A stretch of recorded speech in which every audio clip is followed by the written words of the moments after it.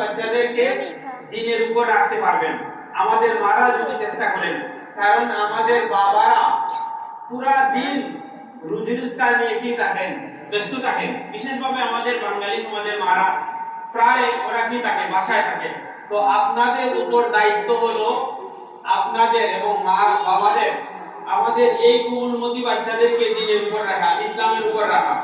এখনই সময়, এই 10 বছরের ভিতরে 12 বছরের ভিতরে তাদেরকে দিন শিক্ষা দিতে হবে। যদি এর পাইর হয়ে যায় 13, 14, 15তে চলে যায়, এরপরে আর কাজে আসবে না। হুজুরের কাছে দোয়া চাইলেও কাজে আসবে না, কোরআনে খতম পড়াইয়া দোয়া চাইলেও কাজে আসবে না। কারণ আপনার হাতের বাহিরে চলে যাবে, আপনার মেয়ে আপনার হাতের বাহিরে চলে যাবে, আপনার ছেলে আপনার হাতের বাহিরে চলে যাবে।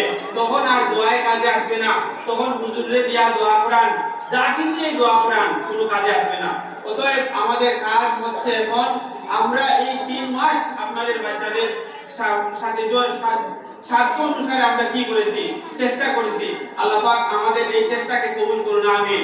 আমাদের হাবিব সাহেব, আমরা যারা আছি আমরা সবাই কি করেছি, চেষ্টা করেছি। বিশেষভাবে আমরা আপনারা যারা নিয়ে আসছেন তাদের আরো বেশি কষ্ট, এবং আমাদের বাচ্চারা তাদের আরো বেশি কষ্ট। তারা এই 3টি মাস কি করতো, বিভিন্ন বাকানসা ঘুরাইতো, বিভিন্ন সহপাঠীদের সাথে খেলাধুলা করতো। ওইগুলা সারা তারা এই মসজিদে আল্লাহর দ্বীন শিখার জন্য, কোরআন শিখার জন্য তারা আসছে।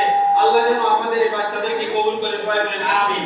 আমাদের মাদ্রাসা এই সামার কোর্স এখন এখানে আজকে থেকে শেষ। আমরা শুধু এখন 2 দিন পড়াইবো, শনিবার আর রোববার। এবং যারা হেফজ নাজেরা করবে, হেফজের প্রথম স্টেপ যেটা, যাদেরকে হেফজ শিক্ষা পড়ানোর জন্য সহায়ক যারা করবে, তাদেরকে আমরা 5 দিন 6 দিন 5 দিন পড়াইবো। তাদেরকে আমরা 5 দিন পড়াবো। এই গার্ডিয়ানদের সাথে আমরা বিশেষ বৈঠক করব। কারণ আপনারা জানেন এখানে একজন অথবা 2 জন হুজুর লাগবে। একটু আমরা বুঝি পাই, সময় শেষ, গুরুত্বপূর্ণ কথা। এই 2 জন হুজুর লাগবে অথবা একজন ওদের কি আলাদাভাবে এই বাচ্চাদেরকে প্রত্যেকদিন আমরা কি করব, তাদের জন্য আমরা এই একটা হেফজের ব্যবস্থা করেছি, যাতে করে কোরআন কি করতে পারে, যতটুকু পারে।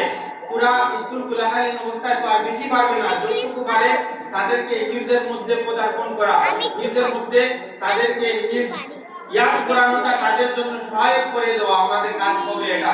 সেই ক্ষেত্রে আপনাদেরকে নিয়ে আমরা বিশেষ একটা মিটিং করব। যেমন নাজির হুসাইনের বাবা সামির রহমান, জুবাইর মিজানুর, আল আমিন কাসেম, সোয়াদ আফসরি, ফারহান আহমেদ, তাহিরা কাবির, জামশেদুল্লাহ, হামিদা হুসাইন, সালমান ফারসি, আরাফাত জিদান। আরো যদি কেউ